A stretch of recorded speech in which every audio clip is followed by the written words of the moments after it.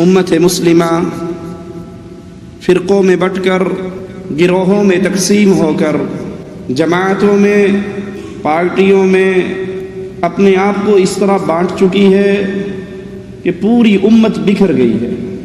ہر گروہ، ہر جماعت، ہر فرقہ اس نے اپنے لیے خاص اپنے بزرگ اور پیروں کا انتخاب کر لیا ہے، چند شخصیات کو اپنا آئیڈیل اور اپنا قائد بنا لیا ہے، اسی کی طرف لوگوں کو دعوت دے رہے ہیں، انہی کی تعریفوں میں زمین و آسمان کے قلابے ملا رہے ہیں۔ کوئی اپنے پیر کو اتنا بڑھاتا ہے کہ وہ نبیوں سے بھی اوپر نظر آتا ہے، جوابی کارروائی میں دوسرا اپنے پیر صاحب کی تعریف شروع کر دیتا ہے کہ جو غوث پاک کا مرید ہو جاتا ہے، غوث پاک اس کو اپنی آستین میں رکھتے ہیں۔ یہ گروہ بندی، یہ فرقہ پرستی، یہ امت کا انتشار، یہ امت کا اختلاف امت کو ذلت کی دلدل کے اندر گرا رہا ہے، امت کو تباہی اور بربادی کی طرف لے کر جا رہا ہے۔ لوگوں نے کہانی اور قصے گھڑ رکھے ہیں، ایک دوسرے سے پوچھتا ہے تو کس پیر کو مانتا ہے، تو نے کس حضرت کی بیعت کر رکھی ہے، کیونکہ اگر بیعت نہیں کرو گے نجات نہیں ہوگی، پیر نہیں پکڑو گے بچو گے کیسے؟ من لا شیخ لہ فشیخہ شیطان، جس کا کوئی پیر نہیں اس کا پیر تو شیطان ہے۔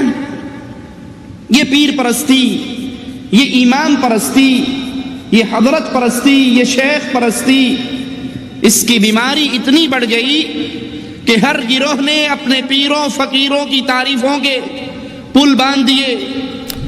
غوث کہنا شرک ہے۔ ارے جس نے 90 لاکھ کو کلمہ پڑھایا وہ بھی عبد القادر جیلانی کو یا غوث کہتے ہیں۔ صرف غوث نہیں، یا غوث، غوث نہیں صرف یا غوث، کس شان سے یا غوث معظم نور ہدا۔ یہ نبی کو نور نہیں مانتے، غریب نواز تو غوث پاک کو بھی نور مانتے، اور کیوں نہ ہو، نبی کے گھر کا بچہ بچہ نور ہے، کیونکہ اہل سنت کے امام نے کہا نور بنت نور زوج نور ام نور نور نور مطلق کی کنیز اللہ نے نوا نور کا، ایک سینے تک مشابہ وہاں سے پاؤں تک، اس نے ستین ان کے جاموں میں ہے نیما نور کا، تو تیری نسل پاک میں ہے بچہ بچہ نور کا، تو ہے عین نور، تیرا سب گھرانہ نور۔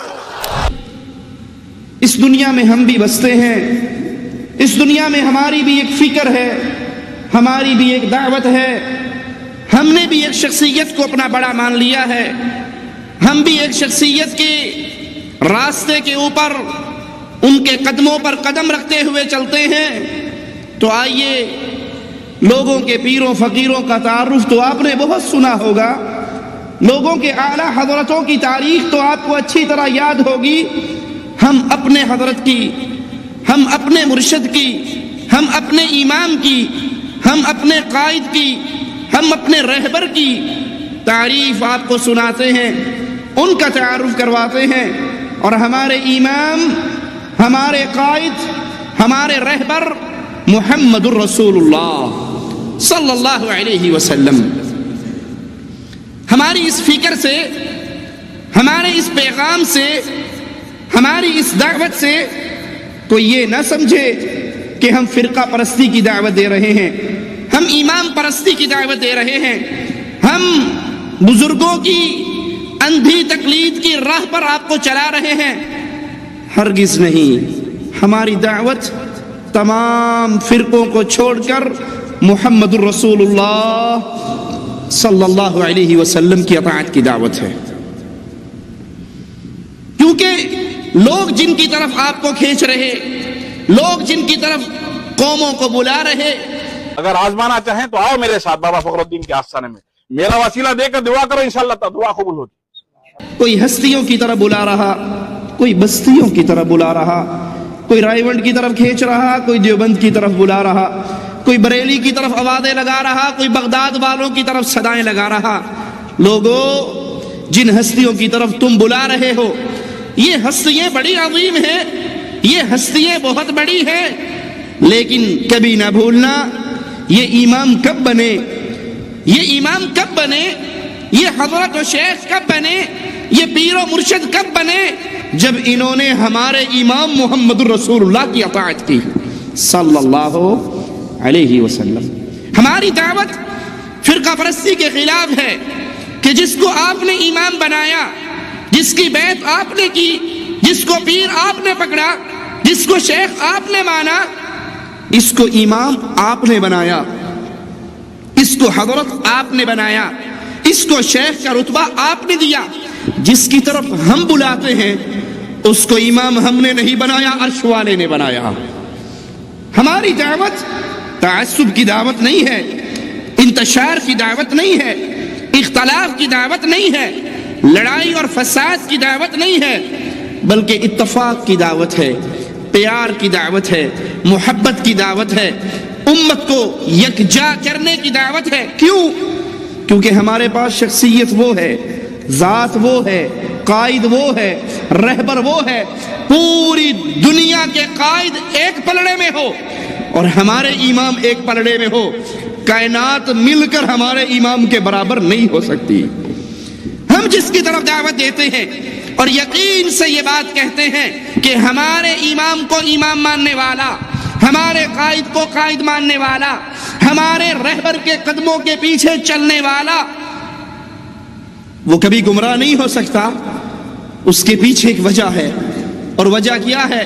جس کو آپ نے بڑا مانا، اگر میں اس کو بڑا نہ مانوں میں کافر نہیں ہوں گا.